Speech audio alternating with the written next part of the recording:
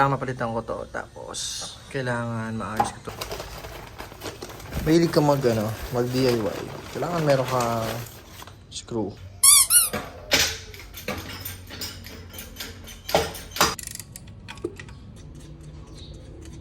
Medyo mabigat nga lang to. Ito.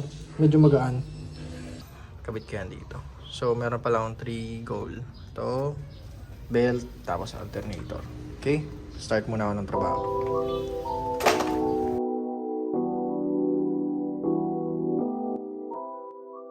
Bali yun, meron na naman ako another DIY or destroy it yourself.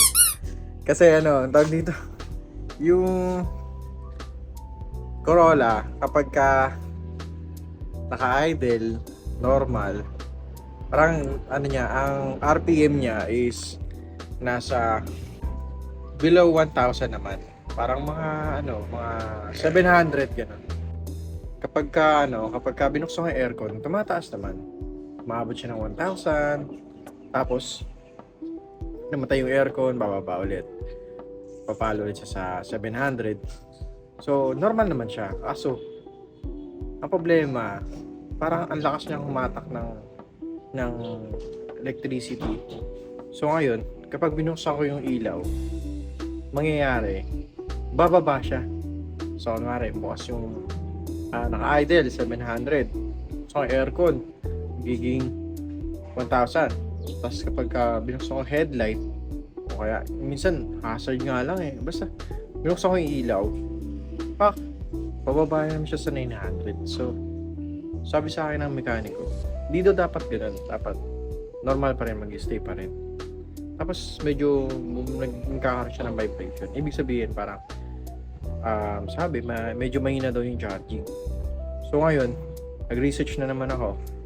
And yun, another DIY na naman, papakita ko sa inyo. Merong part doon ng alternator na parang dapat palitan. And yun yung gagawin ko ngayon. And bukod doon, yung alternator belt, kailangan ko na rin palitan. Papakita ko sa inyo mamaya. Good, bali yung papalitan ko. Meron akong dalawang goal ngayon. Kailangan mapalitan ko to. Tapos, kailangan maayos ko itong alternator. So, wala akong ibang mabili ng belt. Kaya, ito. Pares naman siya. 5PK 970. So, iba yung brand. Hindi siya katulad nito. Ito kasi parang alam ko, Bando. Bando yung brand na ito. Pero, sabi, okay lang din naman daw to. Diba? Tapos alternator belt. Tapos syempre kapag mahilig ka mag DIY, kailangan meron ka screw. Kaya bumili na ako nito kasi sobrang importante pala nito. Maliit lang pero importante yan kahit maliit. Tapos ito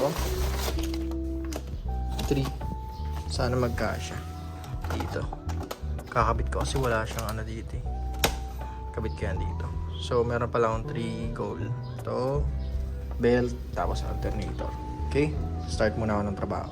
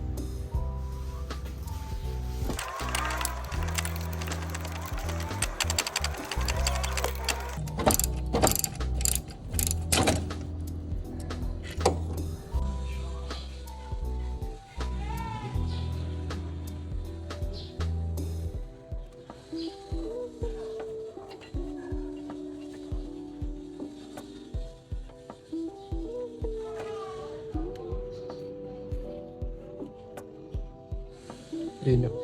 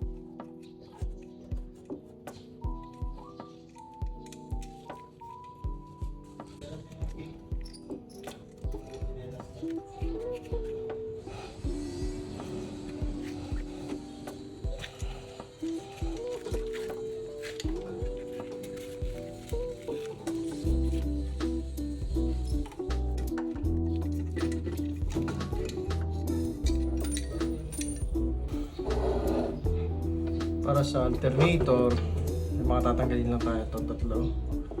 Tsaka ito isa. So, dito sa tatlo, size 8.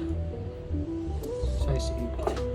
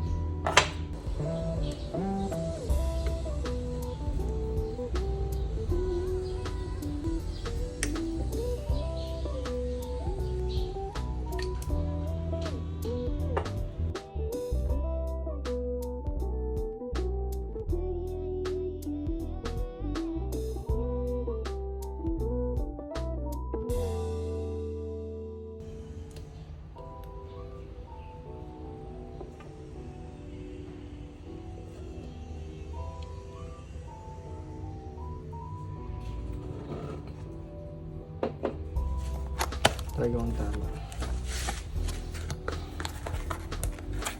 Yung parehas. Ito siya.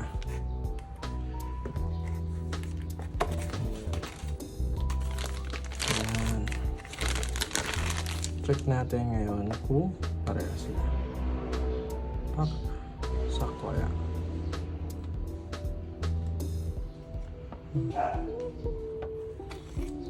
Ito.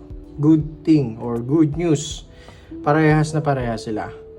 Isa ng sukat.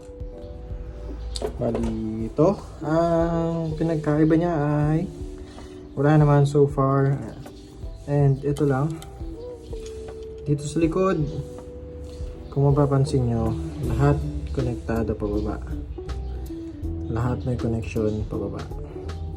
Pag tinignan nyo naman to, ito wala na. Ito connected, ito hindi. Ito hindi na. Ito connected. Ito hindi. Ito sa kabila, hindi rin. Diba? So, possible na ni-repair lang siya before. Kaya, ganyan. Medyo pangit yung itsura. Kasi ganito talaga dapat yung itsura niya. Yan. So, yan. Medyo mabigat nga lang to. Ito, medyo magaan. Oh. Medyo magaan to. Ito mabigat. Siguro dahil the replacement siya, or hindi ko alam kung original o hindi, pero ito ang bigat. So, try ko na ngayon, ha? Kabit ko na yan. Bali, itong sira, lagay ko na yun dito. So, dispose na yan. Okay. Okay.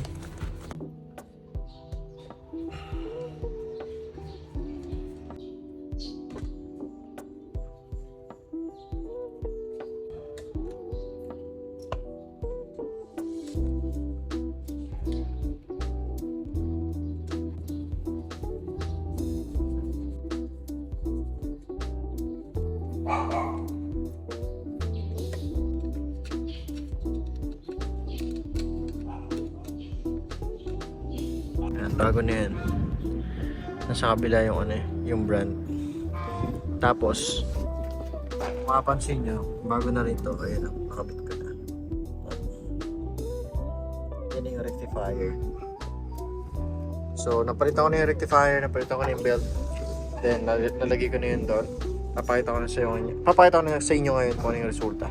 So, yun nga, naayos ko na yung alternator and unfortunately, wala akong pan-check para ma-identify kung tumataas, bumababa yung kuryente. Pero alam ko kasi nakaka-apekto rin yun sa may RPM or sa idle natin. O idle na ito sa sasakyan. So, ngayon, papakita ko sa inyo kung meron bang epekto yung pagkakaayos ko or pagkaka-repair ko dun sa may alternator, yung pagkakapalit ko ng rectifier. So, ito, check nyo to. Medyo bumababa pa rin siya ng konti. Ayan, patay yung ilaw. Patay yung ilaw. Pero bukas yung AC. Tapos, buksan natin yung headlight. Bumababa pa rin siya ng konti. Patay yung headlight. Tapos yung aircon. Tapos, bukas yung ilaw. Yun, medyo konti na lang naman na yung binabawas. So, feeling ko naman medyo may nagbago. Lang, hopefully makatulong sa inyo yung ano natin, DIY natin or destroy it yourself. So, yan. See you next vlog.